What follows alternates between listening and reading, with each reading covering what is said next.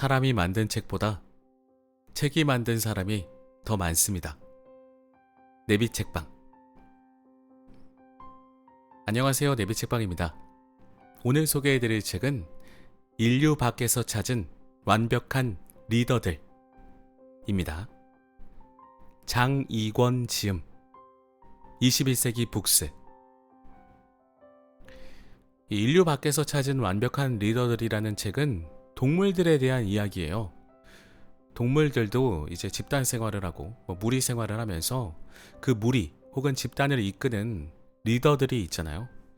그 리더들의 모습을 통해서 배울 수 있는 것들을 한번 배워보자 라는 책인 것 같습니다. 그래서 여러 동물들이 소개가 되는데 저는 처음부터 몇몇 동물들만 한번 소개해 드려 보도록 할게요. 인류의 리더는 과연 동물의 리더보다 똑똑할까? 그러지 않을 수도 있겠죠. 그 똑똑하다는 것이 아는 것의 힘, 지식의 힘 이런 것들이 아니라 그 무리의 방향을 잘 이끄는 것을 이 리더로서의 똑똑함이라고 생각해보면 어떨까 하네요. 공감, 지혜, 정의, 의사결정, 협력. 5가지 진화생물학적 테마로 읽는 리더의 조건. 자, 목차 소개 한번 드려보도록 하겠습니다. 목차 소개는 빠르게 한번 가볼게요. 자, 프롤로그. 왜 동물의 리더십인가? 1부. 공감하는 동물이 알려주는 동물의 리더십. 1장. 집단 생활과 사회적 통합. 2. 코끼리 가모장. 경험과 지식으로 무장한 리더십. 3. 알파 늑대의 친절한 리더십. 4. 여왕벌의 통큰 리더십. 5. 침팬지, 유대와 동맹의 리더십. 이 동물들이 소개가 되고 그 동물들의 우두머리에 대한 특징을 옆에 같이 설명해 주시는 것 같습니다. 제목에서. 더 알아보기 혈연선택. 2부. 지혜로운 동물이 알려주는 리더십과 팔로워십의 진화.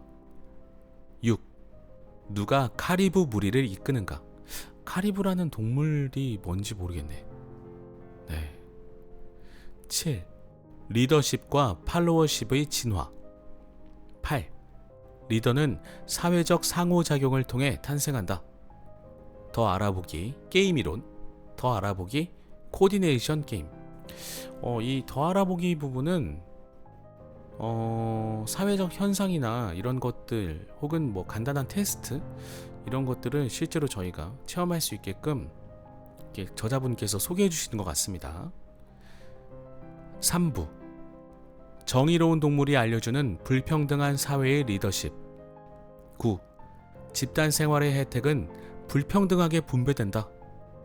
10. 불평등한 사회에서 안정을 찾는 흰동가리. 11. 미어캣. 처벌과 당근을 통한 사회통합. 12.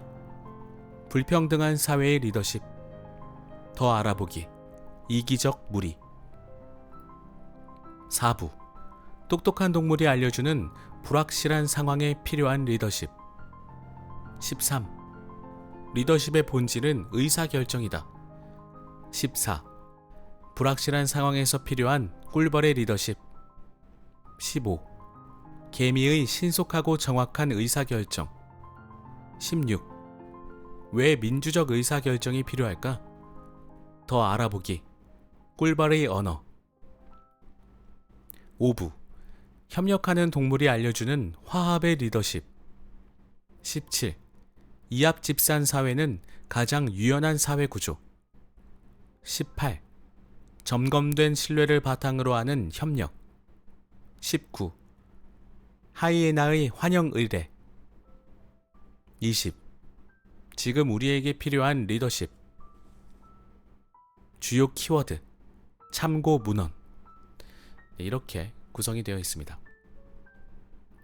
자, 그러면 우리는 인류가 아닌 존재들에게 어떤 리더십을 배울 수 있을지. 근데 목차만 딱 봐도 정말 저 모든 5가지의 주제에 맞는 리더십을 가진 리더가 있다면 사회가 정말 좋아질 것 같아요. 거의 완벽에 가깝지 않을까 싶습니다. 물론 방향성은 리더가 이끌 수 있지만 그 사회 구성원들이 모두가 다 100% 이상 만족할 수 있는 사회는 없겠죠. 물론 그렇겠지만 그래도 이상적인 사회를 만드는 것에 대해서 이런 소양을 모두 갖춘 리더가 있다면 참 좋겠다는 생각이 듭니다. 자, 프롤로그부터 읽어보겠습니다. 프롤로그. 왜 동물의 리더십인가? 모든 동물 사회는 흥망성쇠를 반복한다. 흥망성쇠의 요인은 아주 다양하지만 동물 집단 내부에서 가장 중요하며 순간적으로 방향을 결정하는 요인은 곧 리더십이다. 리더십은 집단 생활을 하는 개인들이 결속을 유지하며 공통의 목적을 수행하기 위해 사회적인 조정을 하는 과정이다. 리더십은 구성원의 협력과 정확하고 신속한 의사결정을 촉진하기 때문에 진화 과정에서 선택되었다. 따라서 리더십은 종종 성공적인 집단과 그렇지 않은 집단을 가르는 가장 중요한 요인이 된다.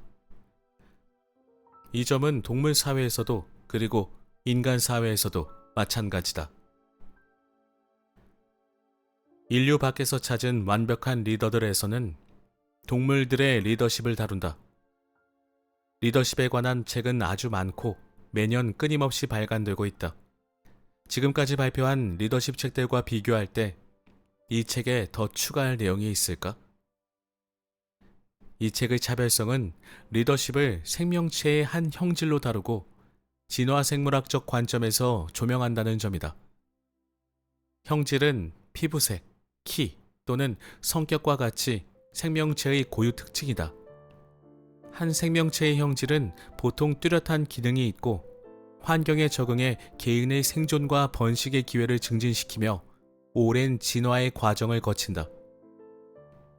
마찬가지로 리더십 또한 하나의 형질이기 때문에 반드시 기능이 있고 리더와 팔로워와의 생존과 번식의 기회를 증진시키며 오랜 진화 과정을 거쳤다.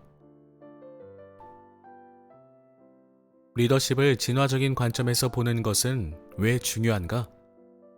지금까지 리더십은 주로 사회과학의 영역으로 여겨졌고 따라서 근접적인 질문에 치중했다.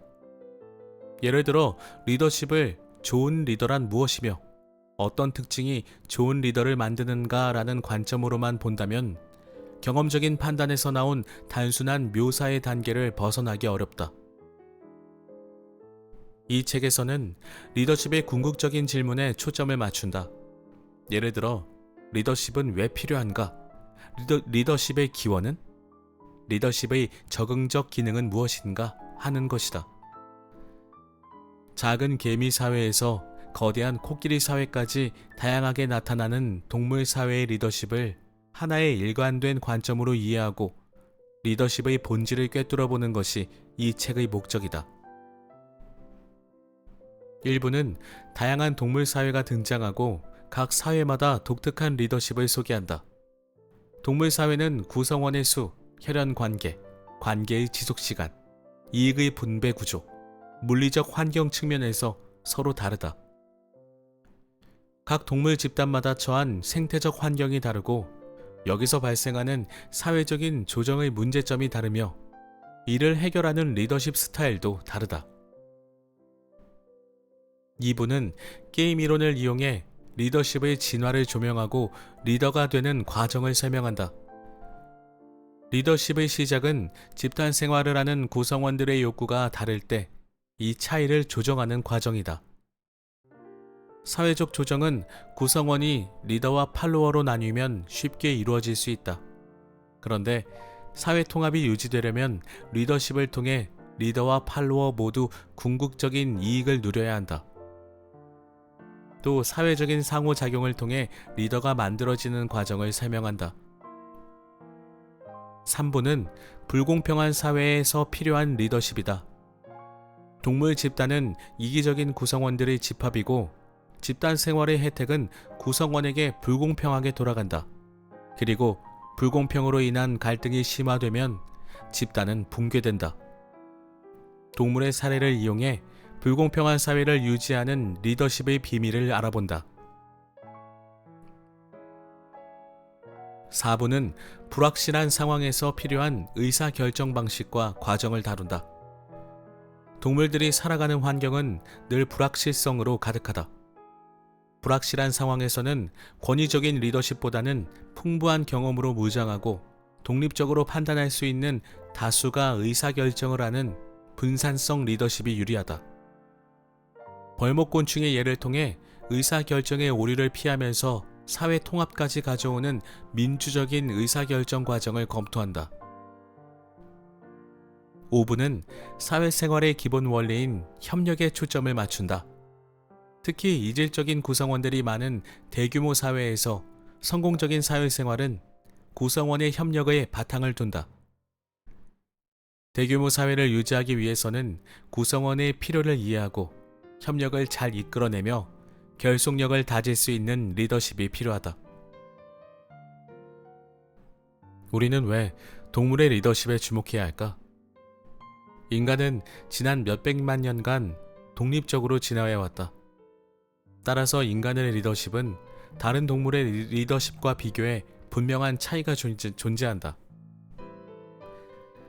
그렇지만 구성원의 욕구를 조정해 사회적인 통합에 이르게 하는 리더십의 고유 기능은 인간 사회를 포함한 모든 동물 사회도 마찬가지다. 다양한 동물 사회를 들여다봄으로써 리더십과 관련해 발생할 수 있는 모든 문제와 그 해결책을 조명해 볼 수 있다. 동물의 리더십은 불평등한 현재와 불확실한 미래를 헤쳐나가야 하는 우리가 반드시 참고해야 할 지침이다. 2023년 1월 장이권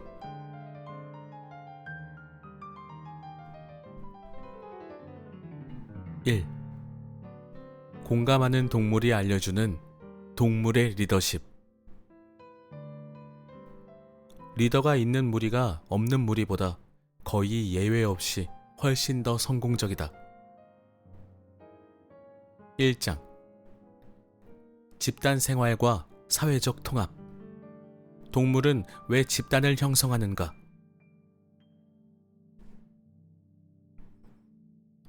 어떤 한 개인이 혼자 산다고 가정해보자.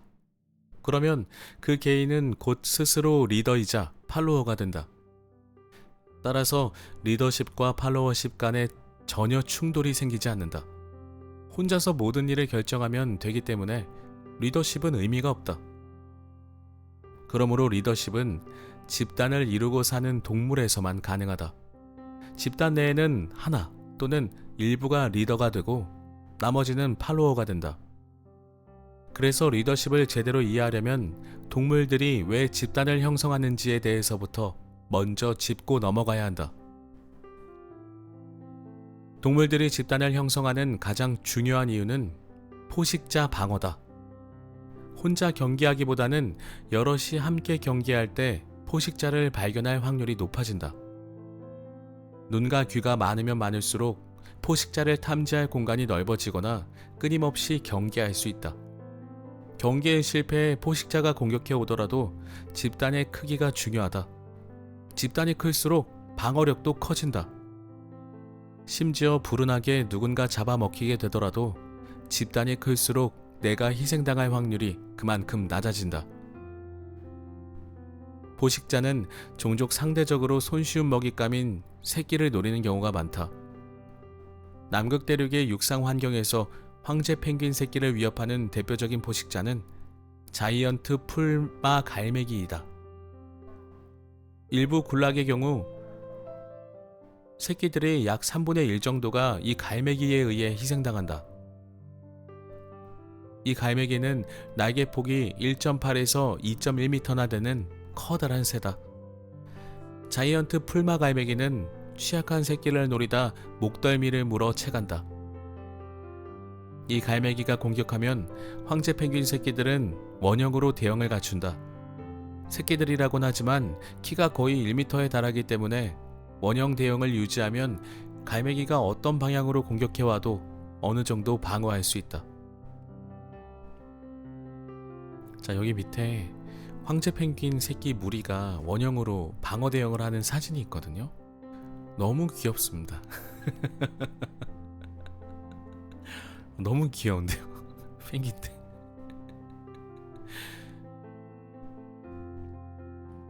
동물의 무리는 포식자로 하여금 공격을 단념하게 하는 효과도 있다. 붉은 사슴은 서부 유라시아 대륙에 넓게 퍼져 있다. 사진의 붉은 사슴의 모습을 자세히 살펴보면 일제히 어느 한 방향을 보고 있고 모두 다 귀를 쫑긋 세우고 있다는 것을 알 수 있다. 이런 행동은 자신들 앞에 나타난 위협 요인에게 우리가 지금 너 지켜보고 있다. 우리가 너를 경계하고 있다. 라는 것을 드러내는 것이다. 무리가 단체로 이런 경계 행동을 하면 포식자는 공격을 포기하고 물러난다. 강력한 포식자 앞에서 개인이 취할 수 있는 가장 좋은 방어는 무리를 형성하는 것이다. 동물이 집단을 형성하는 두 번째 이유는 먹이 활동과 관련이 있다. 포식자 방어와 마찬가지로 먹이를 찾을 때도 여럿이 함께 찾으면 훨씬 더 효율적이다. 보는 눈이 많고 훨씬 더 넓은 지역을 탐색할 수 있으므로 더 쉽게, 더 빨리, 더 많이 먹이를 찾을 수 있다. 그뿐만 아니라 어떤 먹잇감은 매우 커서 혼자 포획하기 어려울 수 있다. 이때도 역시 개인들이 협력을 통해 같이 포획하면 수월하게 먹잇감을 획득할 수 있다. 무리를 지어 먹이를 획득하는 대표적인 동물의 예가 사자다. 고양이과 동물은 대부분 단독으로 살아가지만 유독 사자는 집단 생활을 한다. 사자의 먹잇감은 주로 대형 포유류인데 암컷 한 마리가 단독으로 먹잇감을 쓰러뜨리기는 어렵다. 여러 마리의 암컷 사자가 서로 협력하고 역할을 나눠야만 성공적으로 먹잇감을 사냥할 수 있다.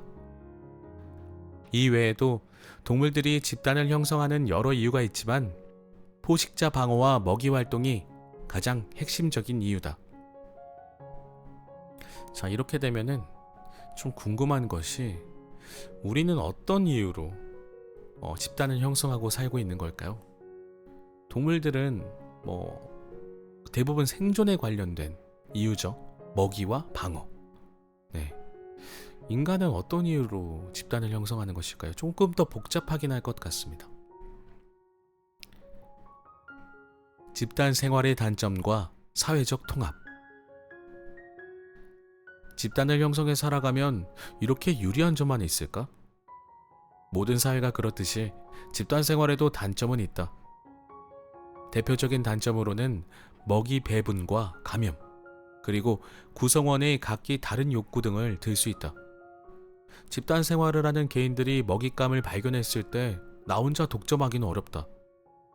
무리의 구성원이 모두 배부르게 먹을 수 있는 경우는 먹이가 풍부할 때뿐이다. 대부분 먹이의 분배는 불공평하고 팔로워들은 충분한 먹이를 확보하기 어려운 경우가 많다.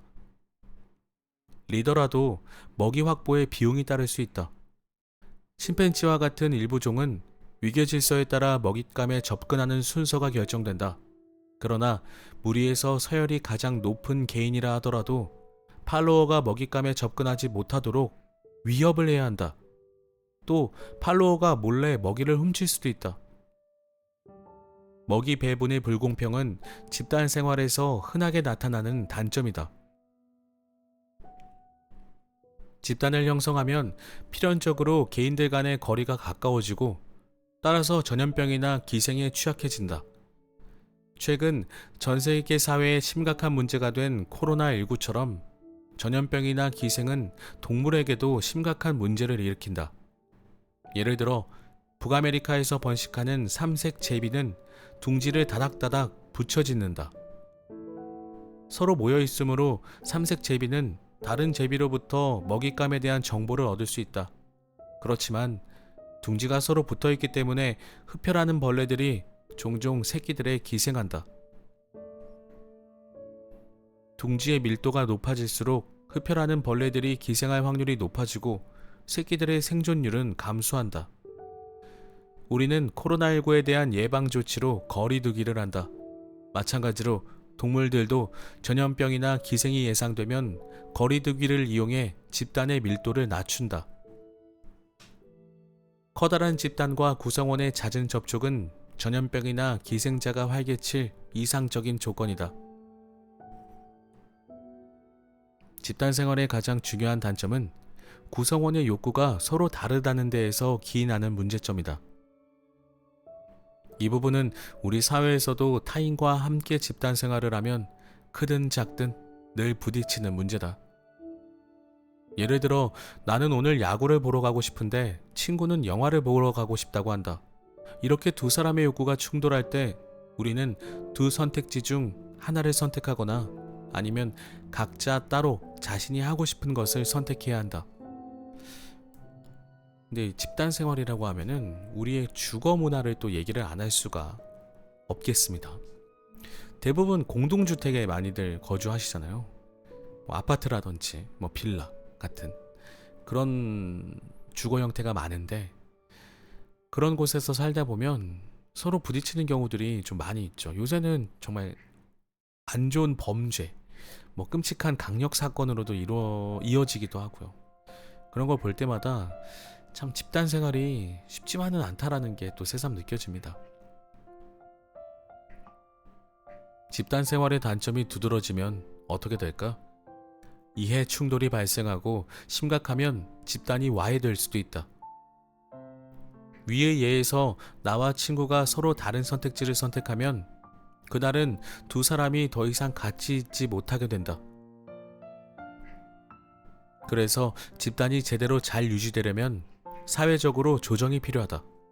지금 당장 어떤 욕구가 가장 중요한지를 판단하고 그 외의 욕구는 조금 뒤로 미뤄도 되는지 등과 같이 우선순위를 정하는 사회적 조정이 따라야 한다. 사회적 조정은 리더와 팔로워가 등장할 때 쉽게 이루어진다.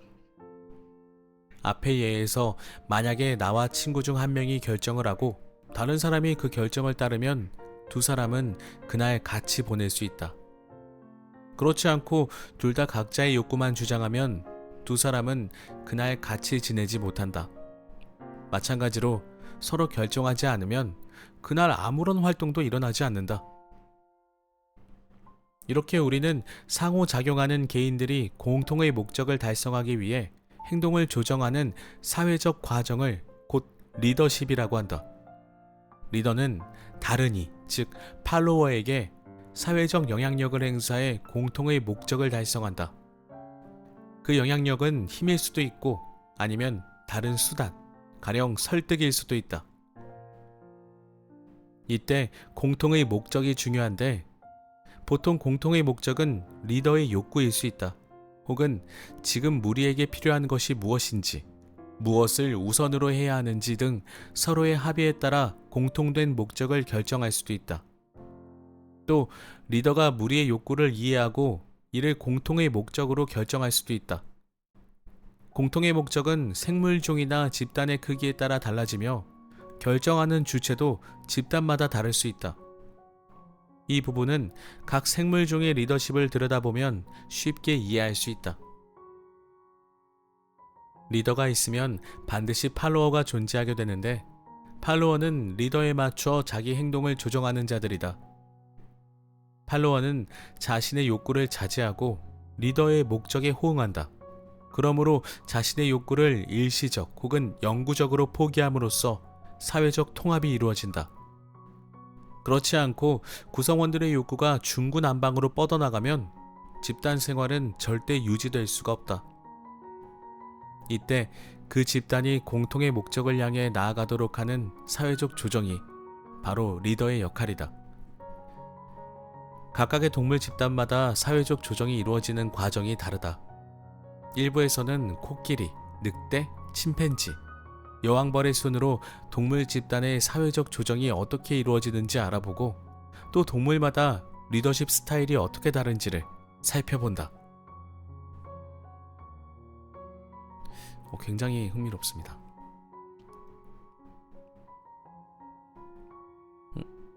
여기까지구나. 2장. 코끼리 가모장. 경험과 지식으로 무장한 리더십. 암컷 중심 사회의 코끼리 집단. 코끼리는 아프리카의 상징과도 같은 동물이다. 코끼리 집단의 리더를 가모장이라고 하는데, 가모장은 집단에서 가장 나이가 많은 암컷을 말하며 대개 나이가 60대 정도 된다. 코끼리의 수명은 보통 약 70세 정도로 알려져 있으므로 60대의 가모장은 인간으로 치면 할머니에 가깝다. 코끼리 집단은 어른 암컷과 그들의 새끼들로 구성된 암컷 중심 사회다. 어떻게 암컷 중심 사회가 발달할 수 있을까? 집단 생활을 하는 포유류는 대부분 어른 암컷들과 새끼들로 구성된다. 암컷은 먹이 찾기와 양육을 위해 성장 후에도 태어난 장소나 무리에 남아있는 경향이 강하다. 이런 현상을 유소성이라 한다. 반면 수컷은 성장하면 태어난 장소나 무리를 떠나는데 이것을 분산이라 한다. 분산은 대부분의 포유동물 집단에서 나타나듯이 다 자란 청소년 수컷이 무리를 떠나는 현상으로 코끼리도 마찬가지다. 코끼리 집단은 혈연으로 맺어진 하나의 커다란 일가다. 암컷들은 모두 할머니, 엄마, 딸, 언니, 동생, 그리고 사촌과 이모 등 가까운 친척이다. 혈연 집단은 가모장과 같은 공통의 조상에서 물려받은 유전자를 서로 공유한다. 만약 가모장의 도움으로 딸이나 조카가 더 잘 번식한다고 가정해보자. 그러면 가모장의 유전자가 딸의 자손이나 조카의 자손을 통해 번성하는 효과가 있다. 이것을 혈연 선택이라 한다. 이런 사회적 환경 속에서 암컷은 공동 육아를 하거나 먹이를 나누고 같이 포식장을 방어하는 등 자연스럽게 이타성의 진화로 이어진다. 믿을 수 있는 혈연이 있다면 아프리카의 거친 환경도 두렵지 않다. 육상에서 가장 큰 동물인 코끼리를 위협하는 포식자가 있을까? 딱 한 종이 있는데 바로 사자다. 하지만 아무리 힘이 센 사자라도 웬만큼 자란 코끼리에게는 절대 함부로 덤비지 않고 보통 4세 이하의 어린 코끼리를 사냥감으로 삼는다. 사자 집단에서 사냥을 주로 담당하는 쪽은 암컷이다. 수컷이 암컷보다 덩치도 2배 정도 크고 힘도 훨씬 세다. 그런데도 수컷 사자는 사냥꾼으로서의 능력이 그렇게 뛰어난 편이 아니다. 덩치는 크지만 민첩성이 떨어지고 먹잇감을 추적하는 데 필요한 지구력도 떨어진다. 그리고 수컷의 상징인 갈기는 위용을 드러내기는 더할 나위 없이 멋지지만 치렁치렁해서 사냥감의 눈에 쉽게 드러난다는 단점이 있다. 이렇게 되면 뭐 좋은 게 하나도 없네요. 사자의 갈기는, 숫사자는 하는 게 없나? 먹잇감을 사냥하기 위해서는 조심히 살금살금 다가가야 하기에 오히려 수컷에 비해 덩치도 작고 갈기가 없는 암컷이 훨씬 유리하다. 사자들 역시 암컷 중심 사회인데 이들은 무리를 지어 사냥한다. 보통 무리 사냥을 하면 자기 몸 크기보다 훨씬 큰 먹잇감도 사냥할 수 있다. 코끼리들은 일렬로 줄을 서서 이동하다가 사자의 으르렁거리는 소리를 들으면 일순 멈추고 방어 행동에 들어간다. 어린 코끼리들을 가운데 두고 건장한 어른 코끼리들이 사방으로 둘러싸는 밀집 대형을 형성한다. 심지어 일부 코끼리들은 가모장의 명령에 따라 패거리를 형성해 사자 무리로 돌진하기도 한다. 이런 패거리 공격은 사자들의 공격 의도를 꺾는 데 아주 중요하다. 이런 일련의 방어 행동은 언뜻 보면 그냥 쉽게 일어나는 것 같지만 사실 여기에는 가모장의 역할이 크고 중요하게 작용한다. 사자의 소리를 감지한 가모장은 그 소리를 통해 위협의 수준이 어느 정도인지를 가늠한다. 사자 암컷 한 마리보다 수컷 한 마리가, 혼자보다 무리가, 작은 무리보다 큰 무리가 공격할 때 코끼리에게 훨씬 더 위협적이다. 가모장은 위협의 정도를 종합적으로 판단해 적절한 대처를 취한다. 재미있게도 가모장의 정확한 판단력은 나이와 관련이 있다는 연구가 있다. 케냐의 암보셀리 국립공원은 58개의 무리로 구성된 코끼리 약 1,500마리가 살고 있다. 이 국립공원은 키가 크고 방랑 생활을 하는 마사이족이 거주하는 곳으로도 유명하다. 연구자들은 사자의 으르렁 소리를 녹음해 코끼리 무리에게 들려주었다. 그 결과 가모장의 나이가 많을수록 으르렁거리는 사자의 수를 정확히 구별해 방어 행동을 취했다. 또 암컷 사자와 수컷 사자의 소리도 정확히 구별할 수 있었다. 가모장의 나이가 적으면 실제의 위협보다 과소평가해 방어 행동을 했다. 다시 말해 나이가 많은 가모장이 사자의 위협에 대처해 가장 현명한 결정을 내렸다. 코끼리 무리를 위협하는 존재로는 사자 말고도 낯선 코끼리가 있다. 특히 또돌이 수컷 코끼리는 덩치도 크고 난폭해서 꽤 위협적이다. 재생 실험을 이용해 근처에 사는 낯선 코끼리의 소리를 가모장에게 들려주었다. 나이가 많은 가모장일수록 낯선 코끼리의 소리를 잘 구별해냈는데 그 전에 마주쳤던 경험이 있기 때문이다. 그래서 나이가 많은 가모장일수록 공격적이고 위험한 낯선 코끼리를 잘 피해 무리를 인도했다. 코끼리 사회에서의 나이는 곧 경험을 의미하며 나이가 많은 가모장은 그만큼 정확한 판단을 내릴 수 있는데 이는 곧 무리의 생존과도 직결된다. 자, 오늘의 책은 여기까지 소개해드려 보도록 하겠습니다. 구체적으로 이제 언급이 된 동물들은 두 종류 정도가 있네요. 간단하게 언급된 동물들이 두 종류가 있고, 그래도 제대로 소개된 동물이 이제 코끼리였는데, 저는 코끼리를 원래 좋아하거든요. 코끼리를 원래 좋아해요. 뭔가 굉장히 이렇게 뭐라고 할까요? 단순히 이렇게 본능에만 따르지 않고 뭔가 감정이 풍부한 동물이라고 알고 있어서 코끼리를 굉장히 좋아합니다. 그리고 언젠가 그 동물 테스트라는 걸 했었는데, 뭐 요새는 다 MBTI로 하시지만 예전에는 뭐 심리 테스트다 뭐다 해서 그 중에 동물 테스트라는 게 있었는데, 거기에서 한번 제가 테스트에 참여했었는데 결과가 코끼리로 나오더라고요. 원래 코끼리를 좋아하기 때문에 기분이 매우 좋았습니다. 자, 동물들을 통해서 알아보는 우리 현대사회에 어떤 리더가 과연 도움이 될까, 어떤 리더가 필요할까 라는 책입니다. 그리고 나는 또 이 동물들의 모습을 통해서 어떤 것들을 배울 수 있을까, 그리고 생각해 볼 수 있을까. 좀 흥미롭고 재미있는 책인 것 같습니다.